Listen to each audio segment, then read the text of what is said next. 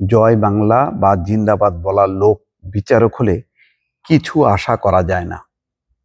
দর্শক, কথাটি সত্য।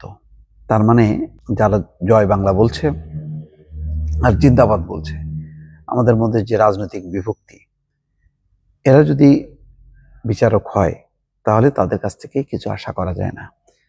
আইন উপদেষ্টা আসিফ নজরুল নির্মম একটি সত্য কথা বলেছেন। আমি জানি যে এই কথা নিয়ে বেশ সমালোচনা হবে তুমুলভাবে, যে কেন জয় বাংলাকে খোঁচা দিল, এক পক্ষ সেটাকে তিরস্কার করবে, অন্য পক্ষ জিন্দাবাদকে কেন খাটো করা হলো সেটা নিয়েও আসিফ নজরুলকে তিরস্কার করবে। কিন্তু কথাটা সত্য, এটা জয় বাংলা বা জয় জিন্দাবাদের বিষয় না। বিষয়টা হচ্ছে দলবাজি। বিচারকরা যদি দলবাজি করে যে কোনো দলের পক্ষে, তাহলে তারা ভালো বিচারক হবে না, সুবিচার নিশ্চিত হবে না। সম্ভবত তিনি এই কথাটি বলতে চেয়েছেন। শুধু জয় বাংলা বা জিন্দাবাদ বলা লোক যদি বিচারক হয় তাহলে উচ্চ আদালতের কাছে কিছু আশা করা যায় না বলে মন্তব্য করেছেন আইন উপদেষ্টা আসিফ নজরুল। তিনি বলেন, এখন উচ্চ আদালতই যদি হয় সবচেয়ে দুর্নীতিগ্রস্ত পলিটিক্যাল পার্টির প্রতি সবচেয়ে লয়াল, সবচেয়ে দলবাজ, তাহলে নিম্ন আদালতের স্বাধীনতা দিয়ে আপনি কি করবেন? উচ্চ আদালত যদি ঠিক না হয় এবং উচ্চ আদালতের যদি এই অবস্থা হয়, তাহলে নিম্ন আদালতের স্বাধীনতা দিয়ে আপনি কি করবেন? প্রথমে আমাকে ফিক্স অর্থাৎ ঠিক করতে হবে উচ্চ আদালত। আসলে মাথা যদি ঠিক না হয়, মাথা ঠিক থাকলে শরীর ঠিক করা যায়, শরীর ঠিক হয় না, আগে মাথা ঠিক করতে হয়। শরীর ঠিক করে মাথা ঠিক করা যায় না। সোমবার রাজধানীর সিডাপ মিলনায়তনে গণতান্ত্রিক পুনর্গঠনের জন্য সংলাপ বিচার বিভাগ প্রসঙ্গ শীর্ষক এক আলোচনা সভায় উচ্চ আদালতের বিচারক নিয়োগ প্রসঙ্গে এই কথা বলেন আইন উপদেষ্টা আসিফ নজরুল।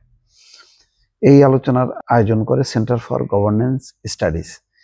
অনুষ্ঠানে আইন উপদেষ্টা আসিফ নজরুল বলেন, উচ্চ আদালত ঠিক করতে হলে প্রথমে নিয়োগ ঠিক করতে হবে।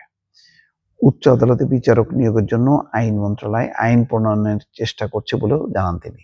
অর্থাৎ কিভাবে উচ্চ আদালতে বিচারক নিয়োগ হবে, এই জন্য একটা আইন প্রণয়নের চেষ্টা করছে আইন মন্ত্রণালয়। স্থায়ী প্রসিকিউশন সেবা, আইনে থাকা ভুল সংশোধন সহ বেশ কিছু কাজ করতে চান জানিয়ে আসিফ নজরুল বলছেন, তার ইচ্ছা আছে যদি বছরখানিক সময় পান তাহলে এই কাজগুলো করে যাবেন। তারপরও অনেক কাজ বাকি থাকবে। পরবর্তী সরকার এসে অনেক কিছুই বাতিল করে দিতে পারবে। ঐক্যমত্য যত শক্ত হবে পরবর্তী সরকারের পক্ষে সেটা বাতিল করা তত কঠিন হবে। অর্থাৎ সংস্কারের পক্ষে যদি ঐক্যমত্য দৃঢ় হয় তাহলে অন্য কোনো সরকার সেটা বাতিল করতে পারবে না, বাতিল করতে চাইলেও সেটা বেশ কঠিন হবে।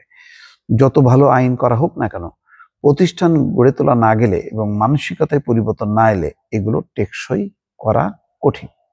এটা ঠিক যে যদি মানসিকতা বদল না হয়, প্রতিষ্ঠান গড়ে তোলা না হয়, তাহলে এগুলো টেকসই হবে না।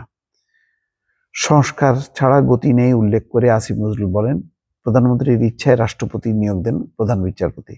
প্রধানমন্ত্রীও একান্ত অনুগত ভৃত্য শ্রেণীর লোকদের রাষ্ট্রপতি বানান অথবা ওনারা রাষ্ট্রপতি হওয়ার জন্য ভৃত্যে পরিণত হন। বিচার বিভাগ নির্যাতন, নিপীড়ন ও মানবাধিকার লঙ্ঘনের একটি হাতিয়ার হয়ে গিয়েছিল উল্লেখ করে অধ্যাপক আসিফ নজরুল বলেন, সুষ্ঠু নির্বাচন হলে বিচার বিভাগ কখনো এত নির্মম নিপীড়কে পরিণত হতে পারত না। যখন নির্বাচন বলে কিছু থাকে না, তখন কারো কাছে কোনো জবাব দিতে হয় না, ইচ্ছা মতন নির্বাচন শুরু হয় তখন। সেই জন্য সব সংস্কারের মূলে যেন নির্বাচন ভাবনা থাকে। আসলে নির্বাচনটা হচ্ছে একটা মহা ঔষধ। এইটা যদি ঠিক না হয় কোনো কিছুই ঠিক হবে না। বাংলাদেশে এই যে আজকে রাজনৈতিক উন্নয়ন, অর্থনৈতিক উন্নয়ন, প্রাতিষ্ঠানিক অবক্ষয়, বিচার বিভাগের স্বাধীনতা না থাকা, গণমাধ্যমের স্বাধীনতা না থাকা, এর সব কিছু মূলে হচ্ছে নির্বাচন। নির্বাচনটা হলো একদম সঠিক ভোট, যেই ভোটের মাধ্যমে মানুষ সত্যিকার অর্থে তার প্রতিনিধি নির্বাচন করবে। এই ব্যবস্থাটা কায়েম হলে শুধু সরকার বদল হয় না, অনেক কিছুই পরিবর্তন হয়, অনেক কিছুই সঠিক হয়। এইটা অভাবই আজকে আমাদের এই দুরবস্থা দর্শক। সেটি আসিফ নজরুল বলার চেষ্টা করেছেন। দর্শক ভালো থাকবেন। আল্লাহ হাফেজ।